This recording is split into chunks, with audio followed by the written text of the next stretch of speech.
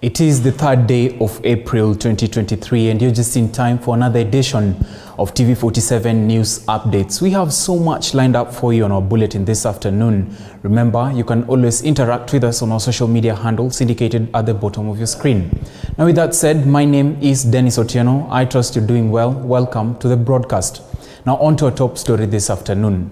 The Sacred Heart Mokumu Girls High School in Kakamega County has been closed indefinitely after 2 students died from suspected food and water poisoning. Now, according to Mr. Jared Obiero, the Western Region's Education Director, who visited the school this morning, the Ministry of Health and medics from the country, or rather the county government, are investigating the cause of the disease outbreak, which saw 246 learners hospitalized in 1 week. Kakamega Senator Dr. Boni Khalwale said during the consultative meeting inside the school compound with stakeholders that it was ascertained that students had been taking contaminated water from a well outside the school compound. I think it's in the interest of the child and interest of our school. We would want our children to learn in a safe and clean environment, and we also would not want them to miss their lessons for a long time. And so we've agreed that we are going to suspend learning for some time as we address the key issues that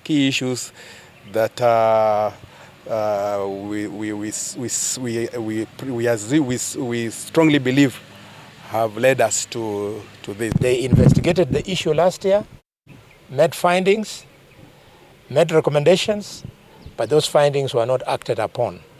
And this is why this has recurred. In short, I'm saying it is failure of the administration. We have established that the water that is consumed by our children in this school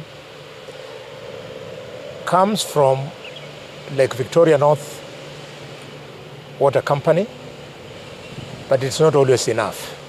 So the school supplements this water by pumping water from a water source, a spring or something, outside the compound. That water that comes from that spring is contaminated. The principal of the school, the bursar of this school, and other people working under them, including a number of business people who they work with in their syndicate. It's a business lady in Khayaka called Petty something. It's a businessman in Khayaka called Serebua. And others. They should all be apprehended, record statements, and we want to invite ESCC to move into this school to unlock the scandal that has been ongoing, which has led to the loss of 2 children. Hapo kwa hospitali ya Kakamega wakuwe na ward yenye wazazi hawatalipa.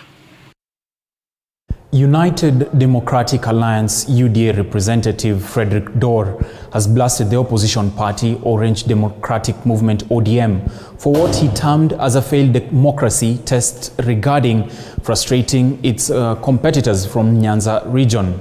Dorr, who led UDA recruitment drive in Ugunja constituency that saw over 500 people join the ruling party, said it was a high time that ODM leadership allowed true democracy to thrive in the region. He said that it is ironical that UDA opponents were claiming to be champions of democracy while they were doing the opposite of what they claimed to preach, citing the recent banning of UDA offices in Kisumu and Siaya.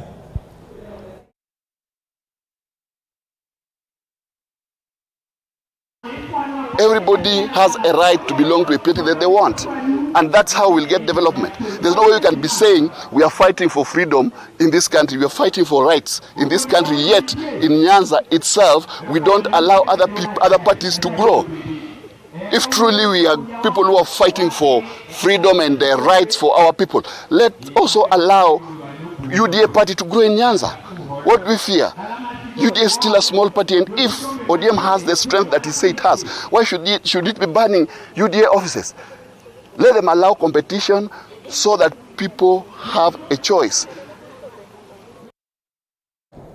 Now, that story, of course, raises a lot of important questions as to the allegiances that have been put forth by the political parties.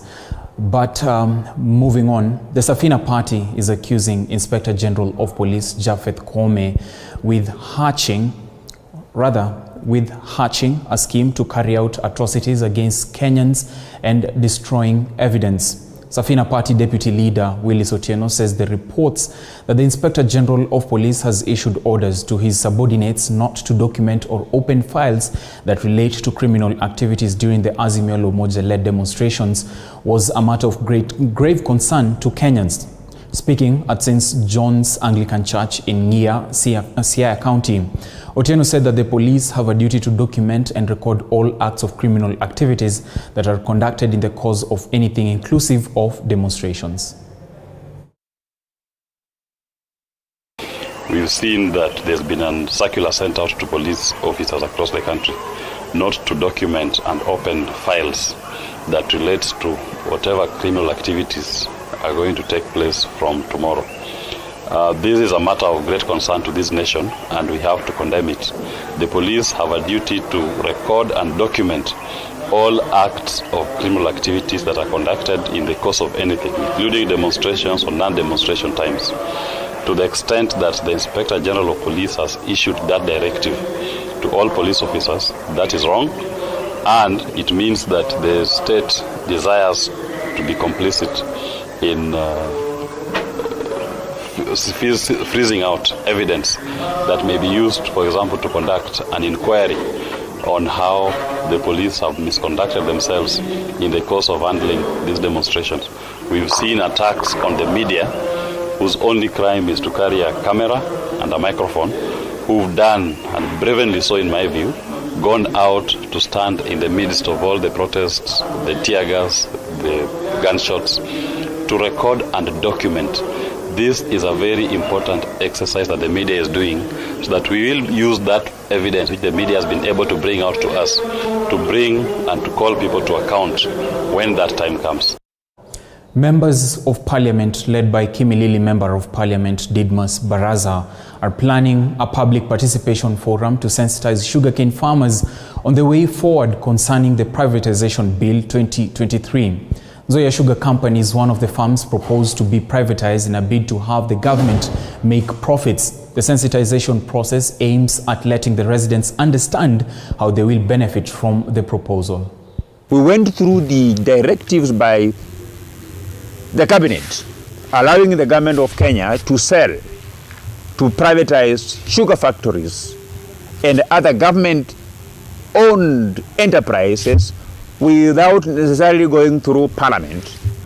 And we concluded that that directive or approval doesn't take away the constitutional provision of public participation. And we have agreed, all of us, that in the next 14 days, we are going to convene one of the biggest cane farmers meeting and come up with the resolutions, with a declaration. That is what will now inform, that is what will form the position of the people of Bungoma in so far as Nzoia Sugar is concerned. More than 3,000 employees from the Kwale International Sugar Company, KISCO, might lose employment following a fire outbreak in the sugarcane farm. Preliminary reports indicate that the company has lost more than 200 million shillings after 100 hectares of the sugarcane farm got burnt. The fire is said to have started in Kinondo area and Jego before the fire brigade from the company and from the Kwale County government came in to contain the fire. The company management has, however, said that the outbreak has greatly affected the normal businesses of sugar processing that is greatly dependent on by almost 90% of residents who work in the sugarcane processing company. And the worst one has been at Kinondo, where we've lost over 100 hectares. Yeah, 100 hectares is almost 6,000 tons of cane. 6,000 tons of cane, that's about 600 tons of sugar, yeah, which is about 3.6 million. actually 36 million worth of revenue that we've lost today. So far we've lost cane converted into sugar worth almost 200 million. So it's a big loss, and it's bringing this company down, and it's also bringing... Elsewhere, residents and leaders of Tana River County are calling on the national government to issue them with land title deeds as security for their land. They claim that lack of the documents was hindering development activities in the vast county, which depends on pastoralism and farming. Area leaders led by Governor Dado Godana, Senator Danson Mungatana and Garsen Member of Parliament Ali Wario said that it was now the time the county was factored when it comes to land ownership. Most land in the county is secured in ranches which hold it in trust for residents, and it has for many years been a recipe for disagreement and chaos as pastoralists and farmers scrambled for resources without reorganized boundaries. Tunaomba sisi kama jamii wa wafugaji tupewe title deed ya pamoja sehemu za malisho ya ng'ombe kule. Tupewe title deed. Na mheshimiwa, nikuambie watu wetu, ukiwapatia ile title deed ya sehemu za kulishia ng'ombe, hata usiwapatie chakula basi washashiba kabisa watu wetu. Na mheshimiwa Ruto nafikiri ni mfugaji, anajua hilo. Kwa hiyo jambo la kwanza tunaomba tupewe title deed ya pamoja sehemu za Hashaga. Huyu mjumbe wetu anaitwa Hashaga kwa sababu ya kupigania sehemu zile za chemichemi za malisho ya ng'ombe. Haki ya watu wa Tana River lazima isimame. Na sisi tumesema watu wa Tana River, waziri, tuko tayari. Sisi hata kesho, wacha kesho. Hata leo tuletee title zetu, sisi tuko tayari. Titles nazo ndio hizo zinagawanywa. Kitui hapo zinakuja Makueni, zinaenda Taita, zinaruka, zinapita pande hii, zinaruka. Jamani, Godana aseme asiseme? Hata mimi sina title governor mzima. Maajabu. Tusonge tusisonge. Tuliposikia Aliyashaka ambaye ni mbunge kule na kwa kamati ya lands, na akasema amekualika na komiti, tukasema lazima tuje tukupokee wewe na msafara wako, na tuseme haya mambo ya kurukwa yaishe ashiishe. Meanwhile, Murang'a County Government has launched a minimum guaranteed returns project aimed at benefiting dairy and mango farmers in the area. Speaking during the launch of the program, Area Governor Irungu Kangata said the 200 million project is targeting daily cooperative societies which have 19,354 members. A total of 16,504 dairy farmers and 828 mango farmers have already benefited from the project. The event was graced by Treasury Cabinet Secretary Njuguna Ndungu and his counterpart in the Trade Ministry, Moses Kuria.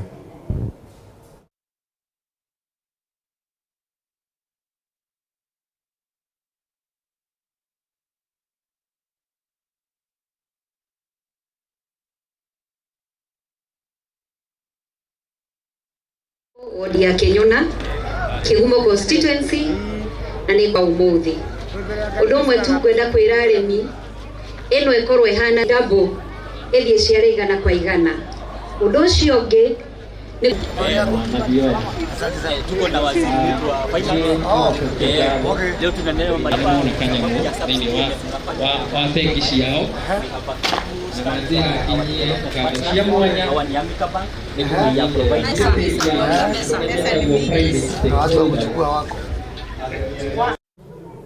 Now, the county government of Kiambu has started disbursing farm input worth 103 million shillings to farmers to cushion them against the rising food insecurity as well as economic empowerment. According to the Agriculture Livestock CEC, Wilfred Mwenda, the inputs distribution, which started yesterday, includes certified maize seeds worth 34 million shillings, coffee fertilizer for cooperatives valued at 45 million shillings, which will largely benefit coffee farmers. 1-month-old improved kienyeji chicks worth 18 million shillings and 60,000 Hass avocado seedlings worth 5.1 million shillings. Further, Wilfred said the program, which he said is deliberately leveraging on the ongoing rains, is meant to ensure the county produces sufficient food for consumption by its 3.1 million people and for commercial purposes. The county is shifting towards building resilience of agricultural and food production systems in the face of climate change and fostering the adoption of climate-smart agriculture, particularly among vulnerable smallholder farmers. Budget ya 103 million in Kiambu County peke yake, hivyo tu vyenye tuko kwa hii serikali 103 million. Nimesema vizuri sana, kuna hata fertilizer ya wakulima wa kahawa pia tunawapea mbolea. Pia kuna kitu kingine sijataja kwamba pia tunakuja kupeana nguruwe piglets ya 3 months old in every ward, such that wakati tunataka kuspur the economy ni tuhakikishe tumetumia pesa ya kutosha kwenda mashinani, so that we start the local economy. Every village tunataka iwe na msisimuko wa kiuchumi.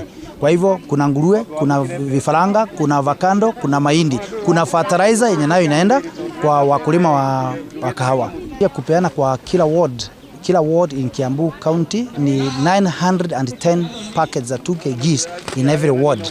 Kwa hivyo ukisema na tuko na 60 wards, ukimultiply hiyo by the 60 times over 900, unaona hiyo ni over 50,000 people that we are expecting to reach unto tukitumia hii mbegu ya mahindi. Tunapeana hapa Ting'ang'a, sio ile tutapeana Limuru. Ile itapeanwa kule kwa tuseme according to altitude. Ile itapeanwa huko juu ni ile inaweza kufanya vizuri huko. Hapa katika hii medium level altitude nayo inapeanwa mbegu ile inafanya vizuri hapa. Tukienda dry zones tunapeana nayo mbegu ile itafanya vizuri pale within the shortest time possible. Miezi mbili na nusu unapata kwa dry zones mbegu ya mahindi yao imekomaa ya kuharvest. A 58-year-old woman from Kangondo village in Kithioko location, Machakos County, is pleading for government intervention to help her after her brother grabbed the piece of land her parents had given her. The single mother of one is accusing the local administration of colluding with her brother to render her homeless just because she didn't find a suitor to marry. Penina's sister Mutie said that her problem started when her mother died a few months ago and his brother warned her that time for her to leave was due. She said she has undergone many threats to her life since then, and now she can't even do farming during this rainy season as she has been barred from stepping on her land by her elder brother Kithendu Mutie. Roka hapa mpaka Mazinga hazijaona solution, ndio nalilia serikali ingilie, ndio wanitafutia amani. Kwa maana mvua inyesha na hakuna mahali naweza kulimia watoto. Nyasi ninachunga mpaka usiku na nimenyang'anywa. Tumeona hata ng'ombe zake zinakula hapa na niko na miezi 3 zinakula usiku na mchana. Na hiyo nyasi siwezi nikauza. Huyu ni mtoto mchanga. Niko na mwingine ako shule. Serikali inasema watoto wazikae kwa nyumba. Ukikutwa na mtoto akiwa nyumbani, wewe utawekwa nini? Mbingu zitalia mikono. Nitawekelewa mbingu kwa ajili ya mtu akifanya vitendo vya nini? Ignorance. Na ni mtu mkubwa na kikanywa hata aziki, hata ukimwambia nini aziki. Na yeye hana mtoto hata mmoja, hako na yeye. Shamba ananinyang'anya auze. Watu wanashinda hapo, awauzie, lakini wameshindwa. Sasa badala ya kufuatia ile njia mwafaka, ndio wangawanya wakae kwa amani, hata hawataki, ndio wanataka kuchukua kwa nguvu. Ndio wafinyilia mamangu, alafu wanasema mamangu hana mtu wa kumtetea na kijana wala nini, anafaa kupatiwa ni kwa taheka, ndio hakuna mwenye anaweza kaa hapo na hana watu, anataka shamba kubwa la kufanya nini. Wamemnyang'anya sasa shamba yote. Saizi hakuna mali tunaweza. It's time to take a look at the sports news. More than 300 golfers took part in the Chairman's Prize tournament at the Ruiru Golf Club in an event which is held annually as a ratification ceremony for the newly elected club chairman. Art Sports reporter Duncan Mutua Skofu attended the prestigious tournament that saw Paul Kamau and Ann Goma crowned as the men and women's champions respectively, and filed the following story. Take a look. As early as 6 a.m. Saturday morning, golfers started streaming in at the Ruiru Golf Club for a Chairman's Prize golf tournament, an event which was a treat for Dominic Chege, who has been re-elected and opposed as the chairman of Ruiru Golf Club. The sports lovers, including TV47 and Radio 47 under Cape Media, we are ready to grace the event. 100 of golfers flexed their skills, looking to cut the most points. And around 12 p.m., the celebrated man of the day chairman Dominic Chege took to the field with his competitors. And it will take him more than 3 hours for him to call it a day. From his appearance, truly, he had kept it sporty throughout the course. This edition is unique because, first of all, I'm now starting my second term, so there's no handing over. It's just a continuation of my term. Number two, it is one of the first major events we have after the COVID, where we have more than 300 golfers. So we are happy because it shows now that life is back to normal, especially in the world of sports. We're going to continue with the prudent financial management, which has made this club now be what it is now. Number two, we are planning to have a modern health club, which will have, among other things, a very modern gym, modern saunas, which will be Jeddah-based saunas, a golf simulator, resting areas, a spa, a very modern spa, and some modern offices and conference rooms. So that is our plan for this year, and we hope we are going to achieve. And nearly 20 minutes to 7 p.m., the golf course was clear, an indicator that the action time was over, and everyone would now shift focus to the prize-giving ceremony. Music